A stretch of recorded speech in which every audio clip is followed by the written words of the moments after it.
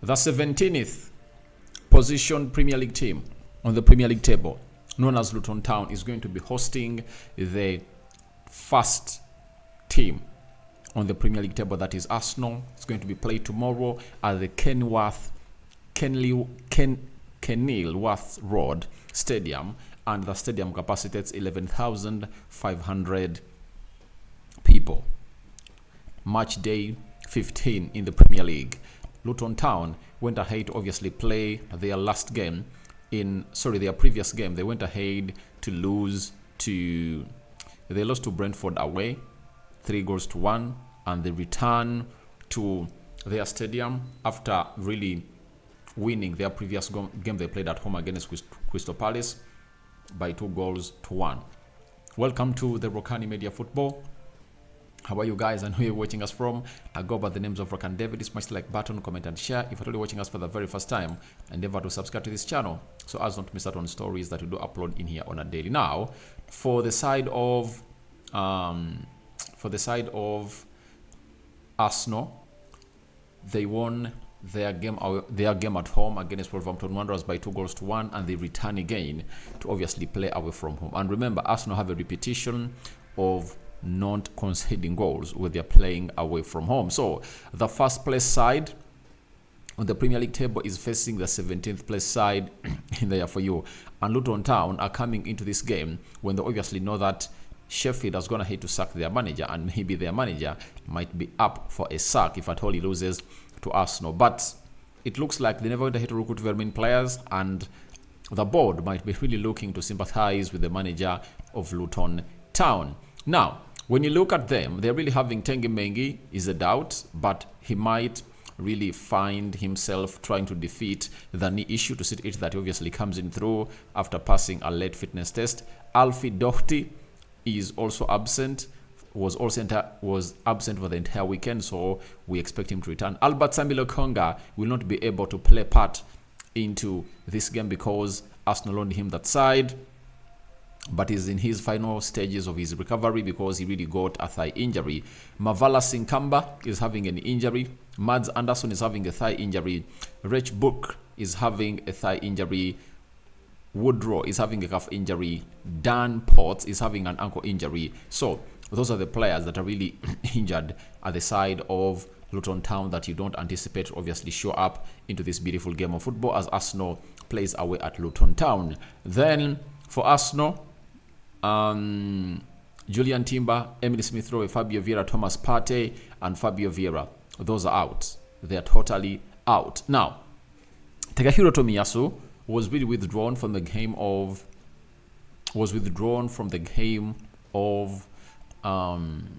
Wolverhampton Wanderers, and he was taken off. Then Ben White came on to play at the right back because he felt some discomfort into his leg and he was really taken off. But Arteta, in the international break, he came out and really said that he has not gotten a conclusive assessment coming in from the physios, whether it's an injury or it's fatigue or it's a fresh issue. So we wait for Mikel Arteta in his presser that is scheduled to take place today to obviously tell us exactly what this guy is suffering from, and if at all it's a serious injury, then we'll come back here and obviously let you know that it's a serious injury and Tomiyasu is really out. But as it stands, it looks like Tomiyasu still has his place in there for you. So that is Arsenal for you, and they also have all what they want is to win this game, because when they win this game, it's obviously going to be a very huge boost for the side of Arsenal, as it's one of those that you'll always want to see your team win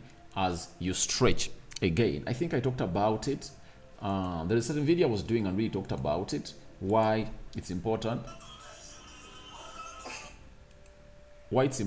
for Arsenal to win this game. I told you that the biggest importance for Arsenal to win this game is to stretch the lead at the table to 6 points, because Manchester City is coming in through to play on Wednesday, and if at all Arsenal win tomorrow, they'll obviously pile more pressure to the side of Arsenal and to the side of Manchester City.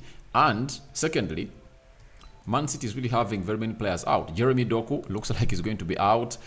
Jack Grealish is going to hate to accumulate 5 yellow cards. It's not going to take part in the game of Aston Villa.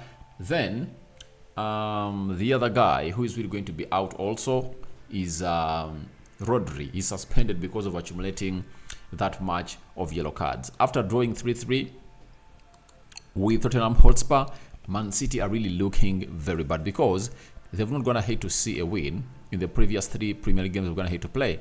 They drew 4-4 at Stamford Bridge, 1-1 at Etihad with Liverpool, and yesterday they drew 3-3 with Tottenham Hotspur, something that you really know that when you go at a team like Aston Villa that is gonna hate to put up a shift that everyone is afraid of them at their stadium, you really understand how ugly it might get for them. So for Liverpool, they're also playing tomorrow, meaning that if at all Arsenal win their game against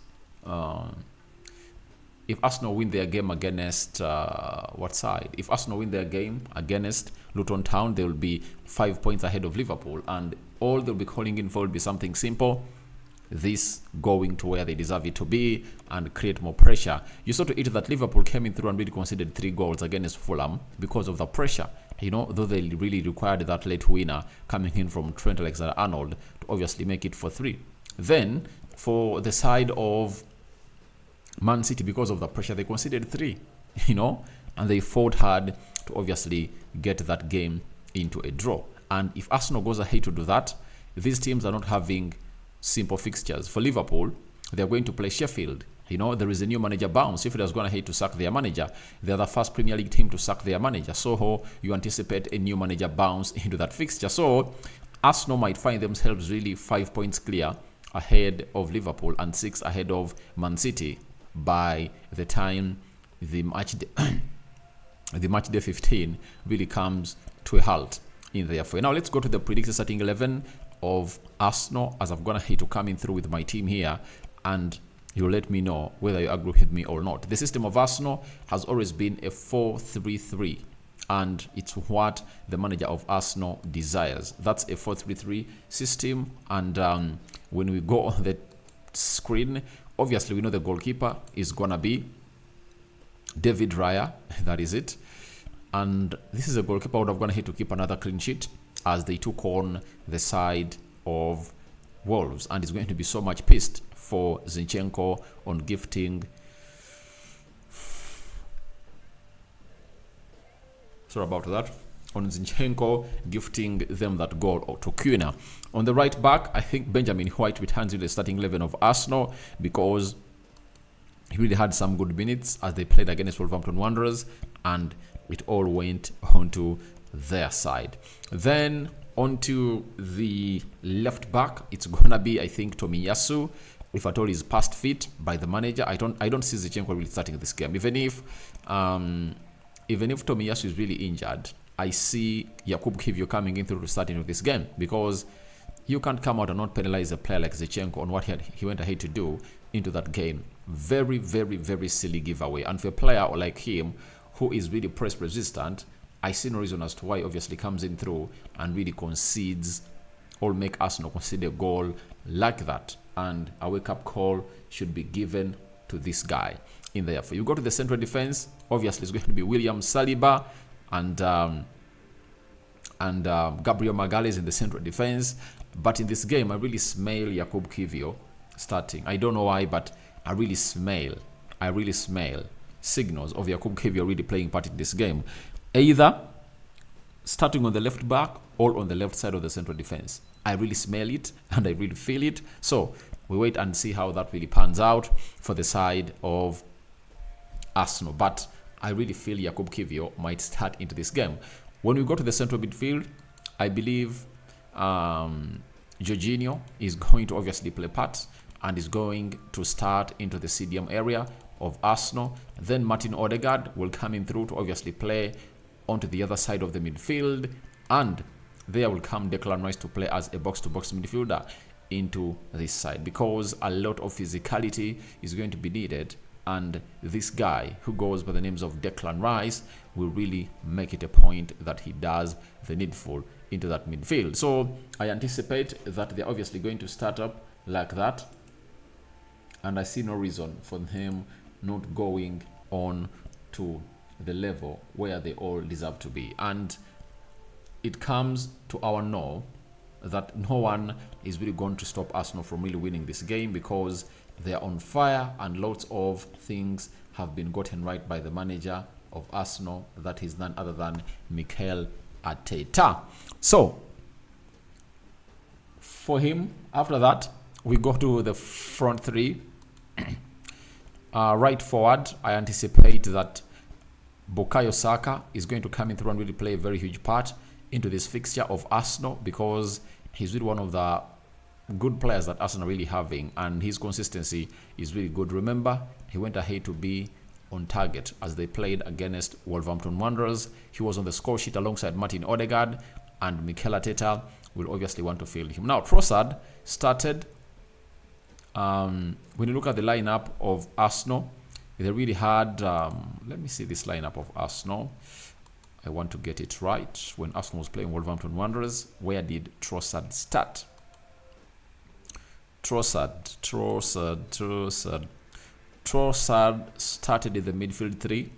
So I think Trossard is going to go on the bench, and then the likes of Martinelli will come in through and obviously play into the left forward, and then Gabriel Jesus will have to lead the line for the side of Arsenal. So that is my predicted starting 11 of Arsenal that Arteta might use to obviously take on the side of, what's the name of the side? The side of Luton Town, a team that really puts in a lot of effort. Remember, Liverpool went there and they drew 2-1.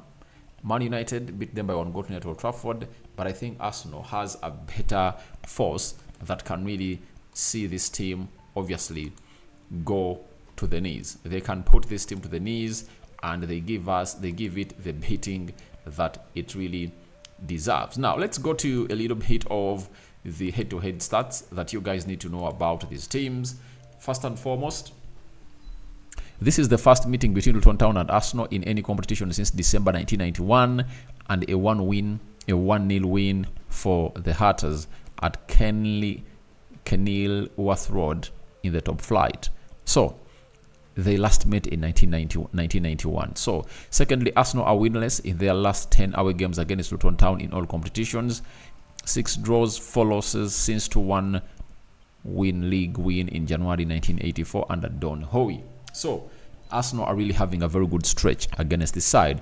Thirdly, Arsenal have won 6 of the last 7 games when facing a side in the Premier League for the first time, though the expectation was 2-0 defeat at Brentford in their last such match in August 2021. So it shows you how Arsenal are really doing well. Luton Town have won just 1 of their last 14 games against sides starting the day top of the top flight table, beating Liverpool 3-1 in February 1991.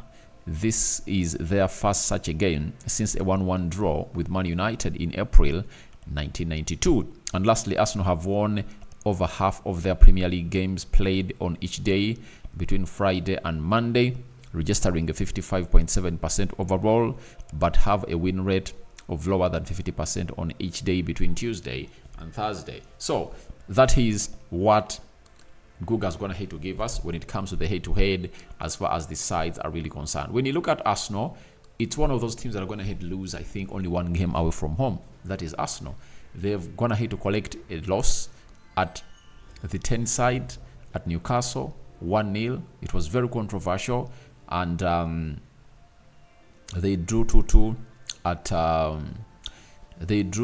at Stamford Bridge, and the rest have been wins. And by the way, most of those wins have been clean sheets. You know, Crystal Palace 1-0, Brentford 1-0, Bournemouth 4-0. Which other game have they gonna hate to play away from home? You know, they've gonna hate to win most of their games, and they're gonna hate to keep clean sheets. So these are games where Arsenal go in through and obviously play well away from home, and they will register clean sheets. So my prediction: 2-0 for Arsenal. 2-0 for Arsenal. I think Arsenal is into that time where they need to obviously find themselves winning every game, and all they have to do is to create more chances.